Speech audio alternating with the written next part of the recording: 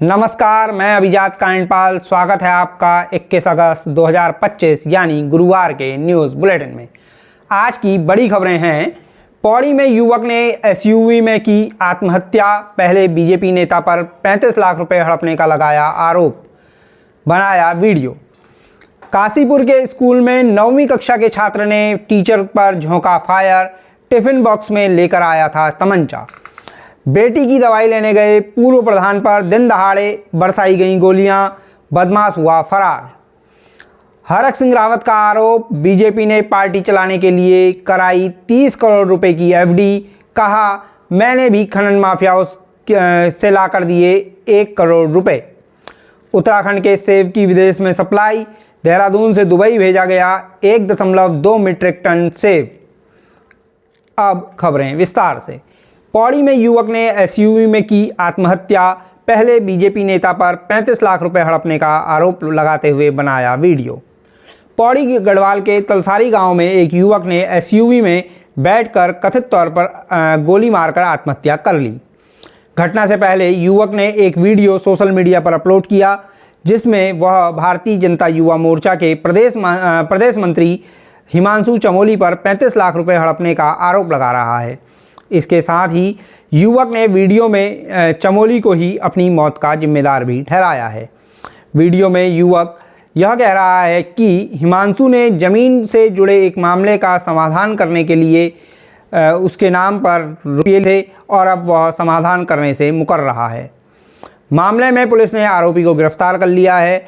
वहीं मृतक युवक का वीडियो सोशल मीडिया पर वायरल होने के बाद उत्तराखंड भारतीय जनता युवा मोर्चा के प्रदेश अध्यक्ष शशांक रावत ने प्रेस रिलीज जारी कर बताया है कि बीजेपी के प्रदेश अध्यक्ष महेंद्र भट्ट के निर्देश पर हिमांशु को तत्काल प्रभाव से युवा मोर्चा के प्रदेश मंत्री के पद से हटा दिया गया है। आइए आपको सुनाते हैं मामले को लेकर जिले के एसएसपी पौड़ी ने क्या कहा है। आज सुबह पौड़ी ब्लॉक तलसारी गांव से एक सूचना हमारे पास प्राप्त हुई, जिसके अंतर्गत एक व्यक्ति के द्वारा अपने सिंगल बोर वेपन से खुद पर गोली चलाकर आत्महत्या कर ली गई है। जिस पर कार्रवाई करते हुए मौके पर पुलिस टीम को रवाना किया गया। मौके पर ये पाया गया कि इस व्यक्ति के द्वारा गाड़ी में बैठकर स्वयं पर गोली चलाई गई है और आत्महत्या कर ली गई है। मौके पर हमारी टीम्स, एफएसएल की यूनिट्स और मोबाइल फोरेंसिक की यूनिट्स को रवाना किया गया और मौके से सभी साक्ष्य को एकत्रित किया जा रहा है। पंचायतनामा की कार्रवाई करने के उपरांत इसमें पोस्टमार्टम की कार्रवाई की जाएगी। साथ ही साथ परिजनों से बात करते हुए शिकायत लेकर इसमें मुकदमा पंजीकृत करने की कार्रवाई की जा रही है। इसी के साथ ये भी तथ्य प्रकाश में आए हैं कि इस व्यक्ति के द्वारा सुसाइड करने से पहले सोशल मीडिया पर एक वीडियो अपलोड किया गया है और इस वीडियो में उनके द्वारा किसी एक व्यक्ति के विरुद्ध आरोप लगाए गए हैं। इस पर कार्रवाई करते हुए हमारी टीम्स के द्वारा जिस व्यक्ति के विरुद्ध आरोप लगाए गए हैं उसे गिरफ्तार किया गया है और अभी हमारी टीम्स के द्वारा डिटेन करने के उपरांत पूछताछ की जा रही है। पूछताछ करने के उपरांत जो भी इस मुकदमे में साक्ष्य आएंगे, जो भी तथ्य प्रकाश में आएंगे, उसके आधार पर अग्रिम कार्रवाई हमारी टीम्स के द्वारा की जाएगी। अब अगली खबर। काशीपुर के स्कूल में 9वीं के छात्र ने टीचर पर झोंका फायर। टिफिन बॉक्स में लाया था तमंचा। काशीपुर के Shri Guru Nanak senior secondary school में बुधवार को कक्षा 9वीं के एक छात्र ने लंच टाइम में फिजिक्स के टीचर पर कथित तौर पर तमंचे से फायर झोंक दिया। मीडिया रिपोर्ट्स के मुताबिक गोली शिक्षक के कंधे में लगी और वह घायल हो गए। आरोप है कि तमंचे को छात्र अपने घर से टिफिन बॉक्स में रख कर लाया था। बकौल मीडिया रिपोर्ट्स आरोपी छात्र ने पूछताछ में बताया कि शिक्षक उसे कई बार बिना गलती के भी पीटता था, इसलिए उसने घटना को अंजाम दिया। हालांकि स्कूल के प्रधानाचार्य ने आरोप को निराधार बताया है। उन्होंने कहा कि शिक्षक कोई गलती होने पर डांटता तो है, लेकिन इस तरह छात्र की ओर से किया गया कृत्य यानी उठाया गया कदम बहुत गलत है। प्रधानाचार्य के मुताबिक यह पूरा घटनाक्रम सीसीटीवी कैमरे में कैद हुआ है और पुलिस ने सीसीटीवी फुटेज ले ली हैं। वहीं मामले में पुलिस ने टीचर की तहरीर पर शिकायत पर केस दर्ज कर लिया है और अवैध तमंचा व कारतूस भी बरामद हो गए हैं। अगली खबर भी काशीपुर से ही है। बेटी की दवाई लेने गए पूर्व प्रधान पर दिन दहाड़े बरसाई गई गोलियां, बदमाश हुआ फरार। उधम सिंह नगर जिले में बदमाशों के बीच खाकी का खौफ घटता हुआ नजर आ रहा है। पिछले दिनों किच्छा के दऊर गांव में नवनिर्वाचित ग्राम प्रधान के भतीजे की दिन दहाड़े घर में घुसकर कथित तौर पर गोलियां बरसाकर हत्या की गई, जबकि आज सुबह काशीपुर में बदमाशों ने कुंडेश्वरी इलाके के डकिया गांव के पूर्व प्रधान पर गोलियां तड़तड़ा दी। आरोप है कि गोलियां मारने के बाद बदमाश मौके से फरार हो गया। पूर्व प्रधान को 2 गोलियां लगी हैं और उनकी हालत नाजुक बताई जा रही हैं। मीडिया रिपोर्ट्स के मुताबिक घटना उस समय हुई जब पूर्व प्रधान अपनी बेटी की दवाई लेने गांव के ही एक डॉक्टर के पास गए थे। बकौल मीडिया रिपोर्ट्स, आरोपी पहले से ही पास के बगीचे में बैठा हुआ था। वहीं पुलिस ने बताया है कि मामले में कुछ महत्वपूर्ण सुराग हाथ लगे हैं। अब बढ़ते हैं बुलेटिन की अगली खबर की ओर। हरक सिंह रावत का आरोप, बीजेपी ने पार्टी चलाने के लिए कराई 30 करोड़ रुपए की एफडी। कहा, मैंने भी खनन माफियाओं से लाकर दिए 1 करोड़ रुपए। उत्तराखंड के पूर्व कैबिनेट मंत्री व कांग्रेस नेता हरक सिंह रावत ने बीजेपी पर बड़ा आरोप लगाया है। इसका एक वीडियो सोशल मीडिया पर खूब वायरल हो रहा है। इसमें हरक ने कहा है कि प्रदेश की खनन नीति से बीजेपी ने अपना घर भर लिया है। बकौल हरक, बीजेपी को चलाने के लिए बैंक में 30 करोड़ रुपए की एफडी बनाई गई है और उसके लिए उन्होंने भी वन मंत्री रहते खनन माफियाओं से लाकर 1 करोड़ रुपए दिया है। उन्होंने कहा कि यदि इस मामले की जांच ईडी ईमानदारी से कर ले तो पूरी बीजेपी जेल में होगी। आइए आपको सुनाते हैं हरक सिंह रावत ने क्या कहा, उनका बयान सुनिए। खनन नीति ने तुम्हारा घर भर दिया, तुम्हारा भंडार भर दिया बीजेपी का। और मैं सच कहूं,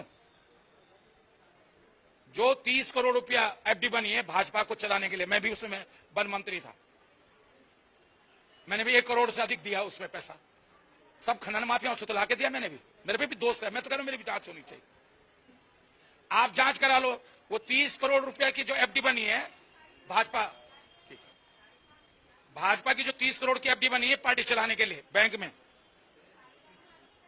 उसमें किस किस ने पैसा दिया है ईडी जांच कर ले, पूरी भाजपा जेल में होगी अगर ईडी ईमानदारी से जांच कर दे तो। सारे खनन माफियाओं से 10 मैं वन मंत्री था तो मैंने रामनगर में जाके, हल्द्वानी में जाके सब जितने खनन के ठेकेदार थे सबसे कहा 10-10 लाख के चेक लाओ। मैंने खुद कहा, मैं भी दोषी हूं उस मामले में। तो हम ही कह रहे हैं ना कि खनन पे हमने डंका पीट दिया, तभी तो तबाही हो रही है। मैं खनन के खिलाफ नहीं हूं, खनन होना चाहिए। जब मलबा आता है तो नदी को एक टेक्निकल तरीके से उसकी रेत बजरी हटनी चाहिए जिससे कि बीच में गहराई हो और अड़ोस पड़ोस में जो है आसपास जो है बस्तियों को नुकसान हो। खनन होना चाहिए लेकिन तकनीकी तरीके से खनन होना चाहिए, तकनीकी तरीके से खनन होना चाहिए। ये तो आप जब चले जाओ उधम सिंह नगर में कैसे पट्टे देते, कैसे लूट मचा रखी इन्होंने खनन के नाम पर। आप मुझे बताओ, जिस तरह निशंक के समय में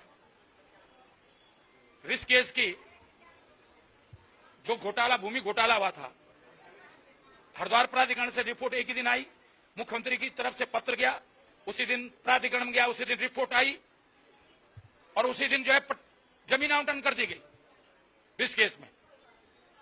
वही खनन पट्टों में हुआ है। अब बुलेटिन की अंतिम खबर। उत्तराखंड के सेब की विदेश में सप्लाई, देहरादून से दुबई भेजा गया 1.2 मीट्रिक टन सेब।